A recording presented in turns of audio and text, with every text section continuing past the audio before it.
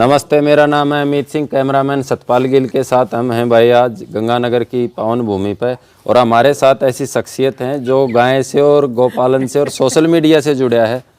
निश्चित तौर पर ऐसा हो नहीं सकता कि वो ढोल साहब को ना जानता हो। और ये मान लो इस क्षेत्र के ये ब्रांड एम्बेसडर कह सकते हो, क्योंकि हमने तो तब से इसमें कदम रखा है, तब से इनकी पोस्टें पढ़ के हालांकि वो जो फोटो आप उसमें अखबार में देखते हो जवानी का है। नहीं अब कौन तो बूढ़ा हो गया मैं। साहब एक बार जितने भी हमारे दर्शक हैं उनको जी नमस्कार जी सबको, राम राम, सबका स्वागत है जी तो इनके चैनल पर। एक बार ये बताओ कि अभी अपने पास कितने गोधन हैं, कितनी थार, साहिवाल और गिर टोटल? अभी छोटे बड़े लगभग 18 नग हैं जी अपने पास। 18 नग। हाँ, इस फार्म पर और भी दूसरी जगह भी हैं कहीं? और भी हैं। तो इसमें ज्यादातर देखा गया आपके पास ईफर्स ज्यादा हैं। हाँ जी। तो ये मतलब इनकी जो मदर है दूसरे फार्म पे है या निकाल दी? कुछ की दूसरे फार्म पर है और कुछ दे दी मतलब अपने। कारण? तो कारण ये, एक तो मेन कारण तो ये स्पेस की है। हाँ। और स्पेस भी कम है और मेरे का आपने देख लिया हालत परसों से, कुछ नहीं कर पा रहा हूँ। जितने भी ये ईफर हैं इनका मैं एक्चुअली आपसे ज़्यादा समय नहीं लूँगा, आपको मेरे को पता आपका बिजी शेड्यूल है। मिनिमम मदर का जो इनका मिनिमम मिल्क रिकॉर्ड क्या है और मैक्सिमम क्या है इनमें से जितनी भी हैं ये बछड़ियों की मांग? बछड़ियों के 20 लीटर से कम कोई भी नहीं है। एक भी नहीं? हाँ, कोई भी नहीं है। और ज़्यादा से ज़्यादा 23 लीटर और 580 ग्राम। 23 लीटर 580 ग्राम सभी ब्रीड में? हाँ जी, चारों ब्रीड में। चारों ब्रीड में राठी भी है, गिर भी है, साहिवाल भी है और थार परकर भी है। अभी जो मेरा सबसे जो ज़्यादा उत्सुकता थी जानने की, जो ये 20 लीटर मिनिमम बताया आपने, इनमें से कितनी फील्ड से ली हुई है और कितनी खुद तैयार की हुई है? क्योंकि ब्रीडर तो वही है ना कि जो घर बिल्कुल भाई। फील्ड से तो मैं भी उठा लूंगा जिसको ये भी उसमें ना पता। हाँ, ये आपका बहुत बढ़िया सवाल किया है। जो तैयार किया मैंने वो सिर्फ 2 ब्रीड ही है। 2? बाकी 2 है जो वो मैंने फील्ड से ली है। फील्ड का भी ये होता है ना कि कोई भी अच्छी गाय मिले, मेरे को ये लगता है कि उसकी पूरी चेक करता हूँ, वहाँ जांच करता हूँ सारी भी अपने फार्म के लिए। ये अपना जो स्टैंडर्ड मेंटेन कर रखा है 20 लीटर का, उस पर खरी उतरेगी या नहीं, वो फिर मैं छोड़ता नहीं किसी भी हालत में। और उनकी बछड़ी लेकर गाय दे देता हूँ।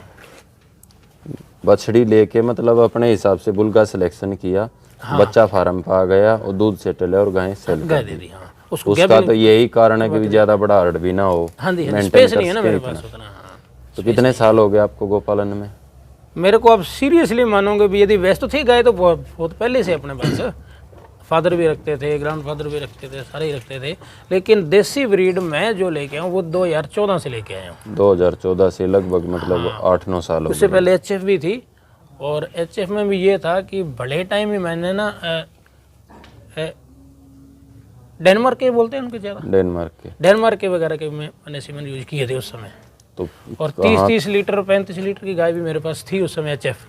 उस समय 30 भी बहुत बड़ी बात थी। लेकिन एकदम से बेच दी, रातों रात बोल सकते हो आप उनको मैंने बेच। तो ऐसा क्या हुआ जीवन में कि एकदम से सब निकाल दी? विचारधारा कैसे चेंज हो गई? उसमें ये था ना, कुछ तो मैं भी अपने जो कोलेस्ट्रॉल वगैरह बढ़ा हुआ था, BP भी बढ़ा था, तो उससे काफ़ी परेशान थे मैंने।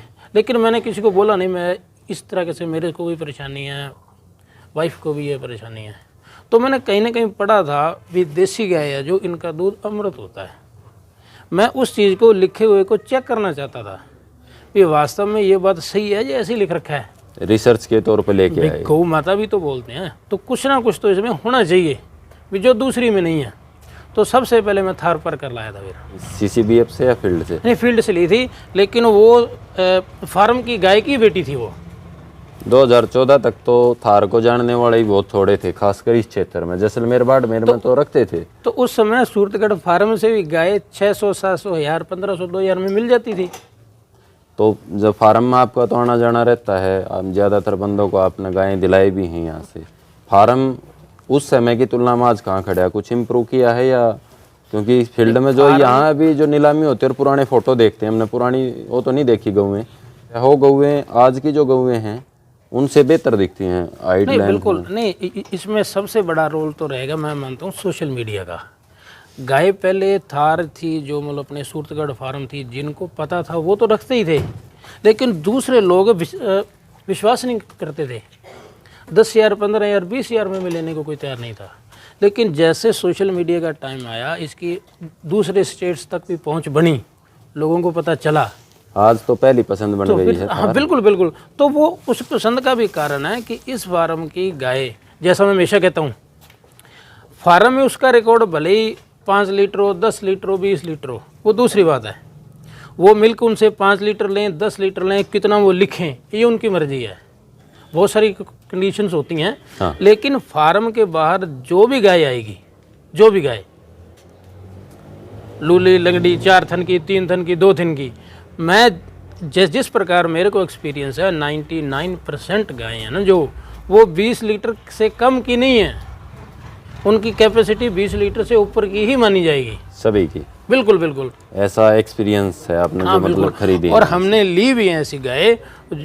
वहाँ पर कह रहे हैं ये तो लात मारती है, ये करती है, वो करती है, लेबर ज़्यादा मेहनत करती नहीं है उनके ऊपर।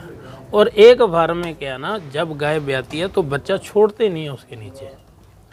और देसी गाय आप जानते हो कि बच्चे के बिना पूरा दूध कभी नहीं देती, कभी नहीं देती। वो अपनी सुविधा के लिए बच्चे को छोड़ते नहीं है। बच्चा क्या, पूरी ज़िंदगी बच्चा अपनी माँ को नहीं देखता, माँ बच्चे को नहीं देखती कि मेरे अंदर से बच्चा निकला या हवा निकल गई। तो जैसे ही बच्चा छोड़ते हैं वो पूरा दूध उतार लेती है, कैपेसिटी में आ जाती है। और कोई भी फार्मर मेरे जैसा घर लेके आएगा तो वो दूध के लिए लाएगा। वो किसी भी प्रकार से उसको प्यार से या जो भी उसको आते हैं तरीके, वो पूरी मिल्किंग प्रॉपर करेगा। फिर 20 लीटर तक पहुंचती है। अब वहाँ सूरतगढ़ फार्म से मैं उसका बकायदा रिकॉर्ड भी, एनडीडीबी ने रिकॉर्डिंग भी की हुई है। सूरतगढ़ फार्म में रिकॉर्ड था उसका 165 लीटर पूरे लैक्टेशन का। शमशेरवाड़ी गंगा की बात, गंगा की बात है, 165 लीटर सिर्फ ही फर्स्ट लैक्टेशन। हाँ, तो 165 लीटर वाली गाय को कौन लेना पसंद करेगा? कोई भी नहीं। लाखों में रेट है उनका। हाँ। लेकिन उसकी श्योरिटी है भी, वो 18-20 लीटर से कम नहीं देगी बाहर। तो वही हुआ, पहली लैक्टेशन में उसकी रिकॉर्डिंग करवाई, बाद में एनडीडीबी ने, तो वो 4200 लीटर से ऊपर चली गई सेकंड लैक्टेशन में। हाँ, यहाँ आने के बाद। हाँ, यहाँ आने के बाद 4200 लीटर से ऊपर चली गई। अब भी गया, ये खड़ी है सामने वाली फार्म से ली है। हाँ, फार्म से ली हुई है। तो इसका क्या था कि वहाँ रिकॉर्ड में लिखा हुआ है कि ये थोड़ा सा मिल्किंग में परेशान करती है, बच्चा नहीं छोड़ते, कर देते हैं बहुत बार। हाँ। लेकिन मैं इसके नीचे बच्चा छोड़ दूंगा, दूध ले लूंगा। 72-37 की है ये। अभी ली है आपने ये?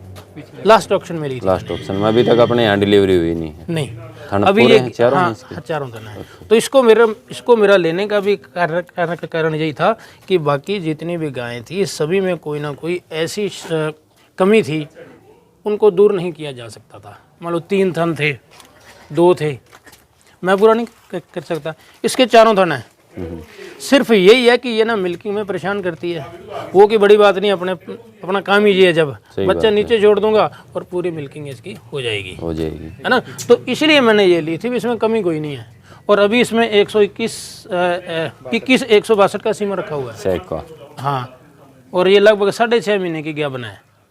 तो अभी तो बस ये रिजल्ट सामने आया, बस रिजल्ट आने वाला ही है। अभी आपने 72-37 का बताया, ये 72-37 इस बात पे बार बार चर्चाएं होती हैं। फार्म में एक से बढ़ के एक बुल है, हो सकता है अपने समय का 72-37 थोड़ा बेहतर हो, बढ़िया से बढ़िया गायों पर यूज किया गया होगा, तो निश्चित तौर पर उससे बेहतर रिजल्ट भी आया होगा। तो ऐसा क्यों हो जाता है, जैसे HLDB में 29 को पकड़ लिया था, यहाँ 72-37 को पकड़ लिया कि उसी के कलोन कई करोड़ों का प्रोजेक्ट है। आप भी जानते हो किसी भी बुल का एक टाइम होता है, है ना। और उसी, मान लो आप इसका पीक टाइम बोलो आप बुल का भी। अब 72-37 ने अपनी ज़िंदगी में जितने भी बच्चे आए हैं इसके या इसकी प्रोजेनी है, वो फार्म की बेस्ट गायों पर आई है, बेस्ट गायों पर आई है। बाहर की कोई 100-200 तो आई होंगी कम से कम। तो जिस फार्म पर 60-70 साल का उसमें हो रही है उसकी ब्रीडिंग, 72-37 ने पूरी सर्विस वहीं दी है।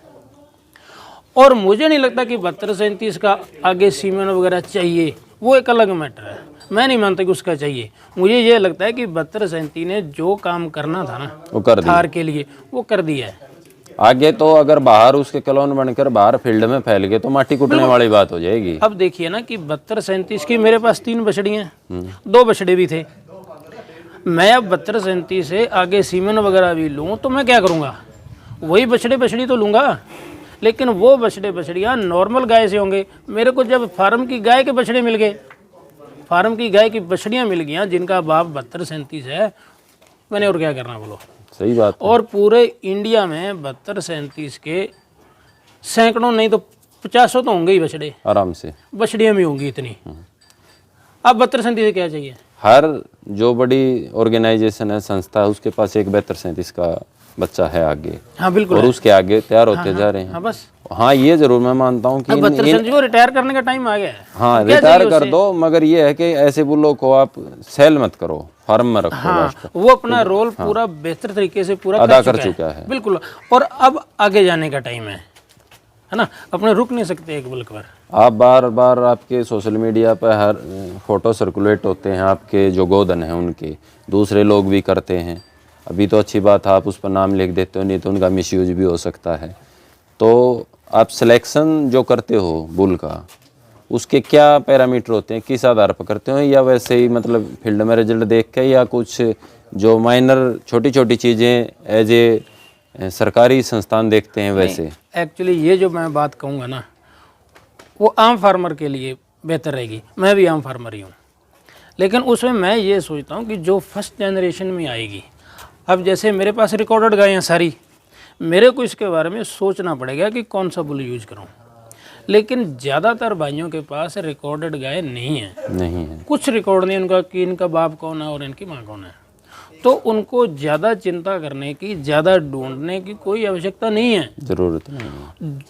और न ही सीमन के पीछे कहीं दूर भागने की, ज़्यादा खर्च करने की आवश्यकता है। कई हज़ार की स्ट्रा, हाँ ये बिल्कुल, कोई जरूरत नहीं कई स्टार की स्ट्रा बेच दी, उसका बच्चा ऐसा गया, इसका वैसा गया, ढूंढते रहते हैं, वो कोई आवश्यकता नहीं है। फर्स्ट जनरेशन में आपके पास, आपके गांव में आसपास जो भी बढ़िया सीमन मिलता हो वो यूज़ कर लो, उसका लिख लो रिकॉर्ड। जब उसका बच्चा आ जाएगा, फिर अपने को पता चलेगा कि इसका सायर कौन है, माँ कौन है, इसका दूध का कितना रिकॉर्ड बन गया, कैसी जाएगी ये, तो उसके बाद बुल की सोचेंगे भी इस पर कौन सा यूज़ करें। एक और बात भी, फर्स्ट जनरेशन में तो इतनी आवश्यकता नहीं है। फील्ड में एक और बात भी देखने को मिली है कि अच्छे ब्रीडर हो, एडी पंजे तक जोर लगा लेते हैं। मेरे हिसाब से इसमें ईश्वरीय कृपा का मेन रोल है। कई बार ऐसा देखा क्रॉस ब्रीड से और अनरिकॉर्डेड बुल का इतना धमाकेदार रिजल्ट आ गया, पूछो मत। धमाकेदार रिजल्ट अपने मानते किसको, ये होना चाहिए पहले तो। ब्रीड कैरेक्टर भी अच्छा है, दूध में भी अच्छा है। धमाकेदार तो वो हो गया, आपने शक्ल देख ली बस, आगे जाके मिल्क पर अच्छा रहे, ब्लड तो उसमें रहेगा ही, वो कहीं ना कहीं रंग दिखाएगा।